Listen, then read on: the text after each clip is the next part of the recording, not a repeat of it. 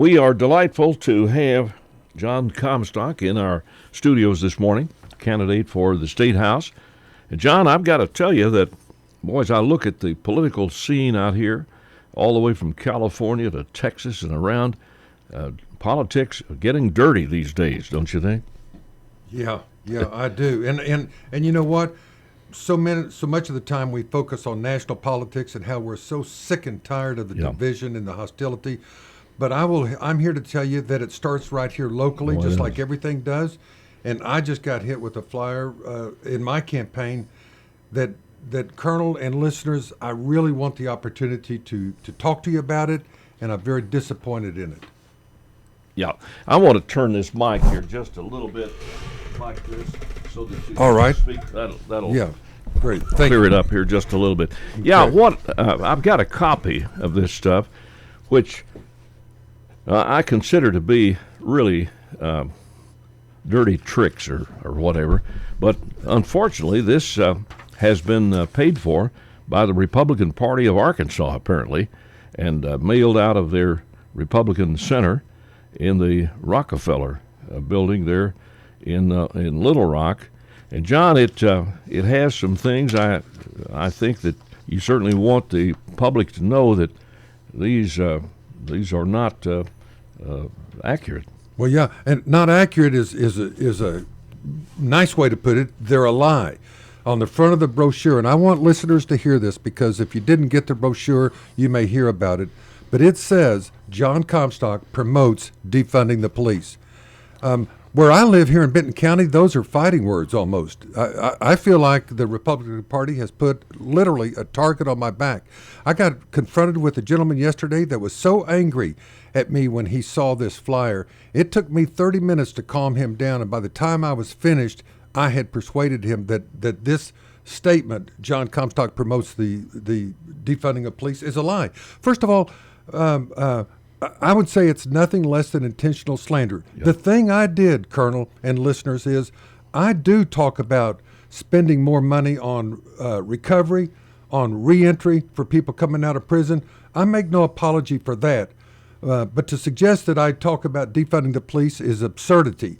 I depend on the police for my own safety. I don't pack a gun on my hip because I have confidence that whether it's the Benton County Sheriff or whether it's the local police department, they're going to come to my protection. Heck, I was interviewed by the Chamber of Commerce the other day and was asked, or at least I volunteered, if I get the opportunity to ever vote for a pay increase for law enforcement, I would certainly support it. And I also want folks to know, hey, this guy that they're calling the radical defund the police, this is the same man, Jon Comstock, who I am. I have defended over 100 police officers. When I say defended, I mean, folks, I was their attorney in court in Oklahoma before I moved to Arkansas. I represented police officers in all of the small communities in northeastern Oklahoma. Over 100 of them charged with civil rights violations, charged with excessive use of force many times. I defended those officers. I know what the challenges are in their jobs. And guess what? I defended those officers with strong advocacy and successfully. And the groups, the cities, and the police chiefs and the police officers will tell you that in Oklahoma. This is so frustrating to me because I've called Josh Bryant twice, who's my opponent, my Republican opponent. Josh Bryant was present when I talked to the KURM court when they take my statement totally out of context. He was there. He heard me. I said something to the effect of, I said, don't be fearful of all these people that talk about defunding the police. I said what most people want, what I certainly want, is I want people to spend more dollars on recovery and reentry. And again, that's what I would say to the listeners today. And where is Josh Bryant? He hasn't returned my call. He hasn't, he could call the Republican Party. He could come forward and tell you folks he was there. He knows I don't stand for defunding the police, but he doesn't do it.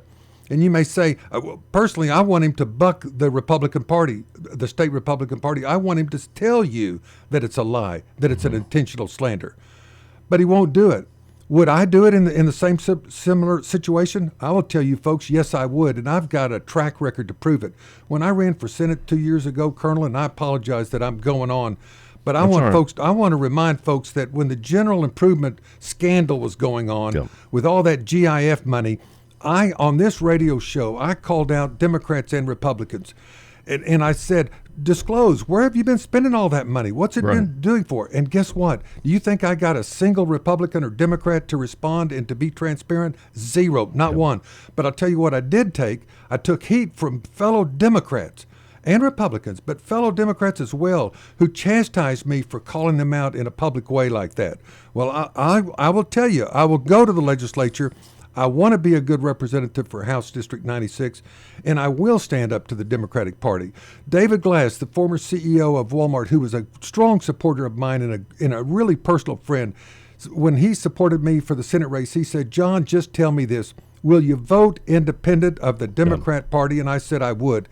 And folks, I will tell you the same thing. I will. This person they're wanting to call a radical, I'm the same person that worked at Walmart legal department for 18 years. I know, other than Sam Walton, I've worked and know all of the CEOs, David Glass, Lee Scott, Mike Duke, the current CEO, Doug McMillan. These folks haven't endorsed me for this candidacy, but you call them and you talk to them if you know them and you see who they say I am. Jon Comstock is not a radical. This is disturbing to me because it's so easy to put out a lie like this in a mailer, and how do I get the word out to every single person that's seen it? It's difficult. And I would just say to folks, call Sean Holloway, the Benton County Sheriff. Ask him, when he had somebody in his jail who he felt was facing a terrible injustice, who did he call? Jon Comstock.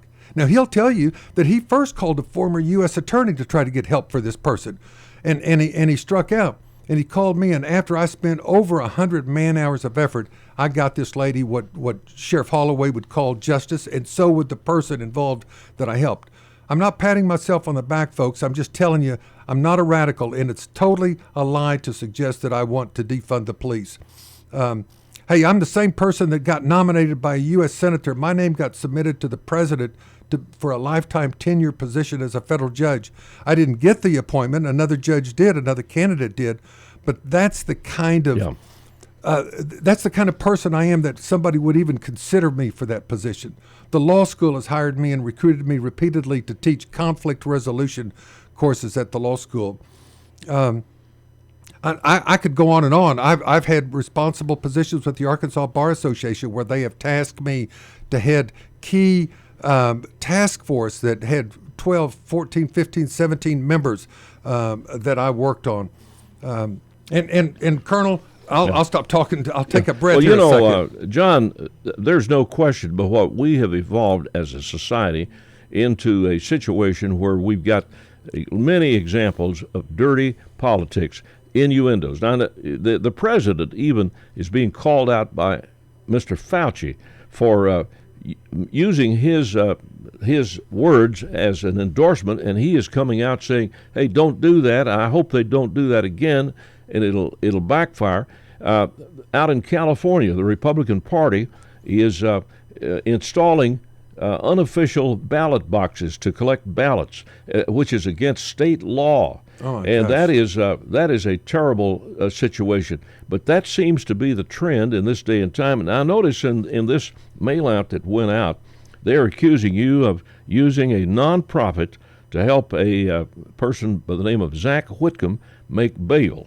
And guess what? I mean, on the back side of this flyer, there's 4 different things, and feel free, Colonel, to ask me about each one of them. But the first one is this Zach Whitcomb, who, ladies and gentlemen, I know nothing about this case. I wasn't involved in this case. Yes, I support what's called the Bail Project, which helps people with low bonds get out of jail because they're poor and they can't post their bonds. I don't know what Zach Whitcomb was charged with. He certainly wasn't charged with murder because he wouldn't have had a low bond. But keep in mind, this gentleman had a prosecutor recommend a bond, had a judge set a bond, and all the Bail Project did was post the bond. Sure. I had no involvement in that case, none, other than the fact that I support the Bail Project. Well, if I'm an employee for a bail bonding company, does that mean if I bond somebody out of jail and they do something wrong down the road, I'm to be held accountable? That's ludicrous. The judge that set that bond does not have a crystal ball. I didn't have a crystal ball when I was a judge. None of us do. We make the best decisions we can, and I'm confident that judge is sick that this person went out. And it says was involved in a murder. I don't know what that means. Is this man charged with murder? What did he get charged with subsequently? I don't even know, and neither do the listeners. And folks, this is what's so awful about this flyer is they know you don't have time to investigate these individual facts. I barely have time myself. There's one here, the only one that relates to me when I was a judge is the guy that they say, let's see, went out and robbed a bank a second time. Yeah, that one, that was 2011, so that's how far they're reaching back to. That's the only decision I made as a judge that they point out. I made thousands of decisions as a felony judge here in Benton County, and they point out one. And again, I didn't have a crystal ball, but I will tell you this.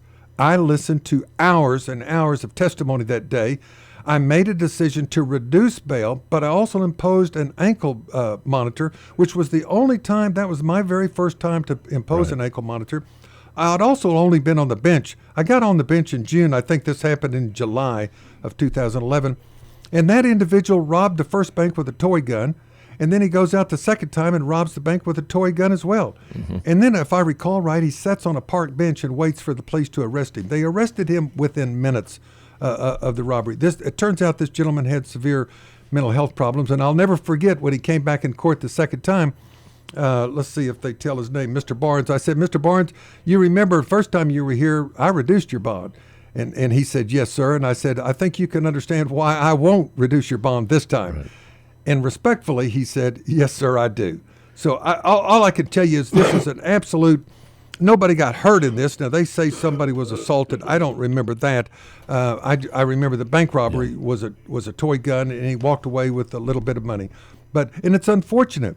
And had I known that he was going to do that, certainly I wouldn't have reduced the bond. But, folks, I can't predict what somebody's going to do once they leave that jail. What my job was at that point was to decide, have I heard testimony that would allow me to at least form a judgment that I think a reduced bond so that this person could get his liberty? And by the way, do you and I still believe in presumption of innocence when you're charged with a crime? I am concerned that less and less, fewer and fewer people believe that. But if you say, John, I believe in presumption of innocence, then that means law enforcement, do your job, arrest somebody, take them to the jail. But they have a right then to a pre-trial release as long as they don't present an immediate threat to the community and we don't think they're going to run off. Well, you know, John, the purpose of a bond is to it's basically based on whether or not that person is a flight risk. And therefore, to say that because the bond was lowered, that you are personally responsible for anything this guy does in the future is stupid. It's stupid. Yes, it's ludicrous. And what's really bothersome about it is these folks, the Republican Party, and Josh Bryant knows it. And I would ask folks, listen, if you say you're sick of this kind of politics, and I don't hear anybody that doesn't say they're not sick of it, the only way you're going to turn it around is you've got to say we're not going to be affected by it. If you're going to vote no against Jon Comstock, I would say vote no because you disagree with me on some issue. Right. But don't vote no because you think I don't have integrity, because I will tell you my word is all I've got. And that's why this is so offensive to me, because it suggests that I'm somebody different than who I tell you I am. Yeah.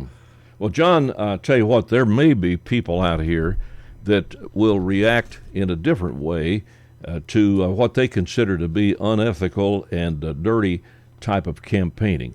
And I tell you, when a party sends out mass mailings that assassinates a guy's character, basically, and distorts the facts just a few days before the election, it's sort of like the unofficial ballot boxes being put up in California, or the fact that down in Texas the governor is trying to limit the number of places where people can take their ballots. Yes. These are tactics that I think a lot of people do not approve of. And I'll tell you what, I hope they'll do what a neighbor later told my wife yesterday. She told my wife was out walking our new dog that we just got from the Rogers Humane Shelter. Right. We haven't even signed the papers yet. Do that tomorrow. But she told my wife that she doesn't even know me that well, but she knows that I don't stand for that, and she threw the flyer in the trash. Here's the thing. the reality of it is we don't know how people are going to react. What we do know is that this was intentional and it was malicious, and it's designed. I apologize. The other thing I should say, Colonel, it's also dangerous. This is Benton County, and to say that somebody wants to defund the police in Benton County, like I said at the beginning, those are fighting words for some people. Sure. I feel like, and I will tell you, I feel like they have put me into a potentially dangerous situation with folks. When I drive down the street all the time with my big signs that say I'm Jon Comstock, candidate for House District 96. And I am aware now of the fact that people are going to have a different reaction if they've seen this flyer or heard this false allegation. Anyway, I would just ask people if you would talk to folks who know me. Talk to the people at Walmart. Talk to the people at the Oklahoma Municipal League Assurance Group in Oklahoma. Ask them what kind of an attorney I was for police officers. Hey, listen, talk to the deputy sheriffs right here in Benton County, and I can't even give you a single deputy's name right now on this radio show. I won't do it. And I don't know what they will say because I can't predict what they would say either, but I'll bet you $10 that you talk to any of these deputy sheriffs in the Benton County courthouse, and they will say they have respect for me as an individual. They may disagree with me on some policy issues, but they don't believe I stand for defunding the police. Yeah, John, I would say that based on what I know about you, that your attitude concerning protest is that peaceful protests are fine, but that you believe that if people start rioting, they ought to be prosecuted and held accountable for it. And when a publication goes out and makes a statement like your mission is that you're for people that riot in the streets is a gross exaggeration and a misstatement. It's a lie. And you know what? I was always told as a young lawyer, don't call somebody a liar in court if they testify untruthfully. But I'm not a young lawyer anymore. I'm 70 years old. And to say, it says, quote, Comstock's mission, be a voice for those that riot in our streets, as if to suggest to you that I condone rioting and the destruction of property. Hey, listen, I probably have read more books and more speeches by Martin Luther King Jr. than, I'm not going to say anybody listening, but perhaps anybody listening, because I've read just about everything I can with regards to Martin Luther King Jr. as on his sentiments of nonviolence. What they're not doing, I don't think that they should do, these folks that want to have grievances with their government, they need to actually learn more about the nonviolent movement that Dr. King led, because they gave training lessons on how do you engage in civil disobedience civilly, and how do you tolerate violence without using violence in destruction of property. He was against it 100%, and I am as well. So to suggest otherwise, again, is just an absolute lie.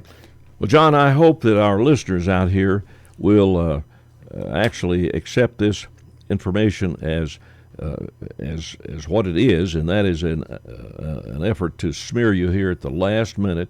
It's absolutely not representative of Jon Comstock, and I think there's a certain number of people that will react in the other direction and say that when a political campaign tries to do this to the opponent at the last minute and mails this kind of stuff out, that they need to respond by voting for the individual who's being harmed. By golly. Absolutely. Thank you. And if my opponent, and I'll say his name, everybody says, don't mention your opponent's name.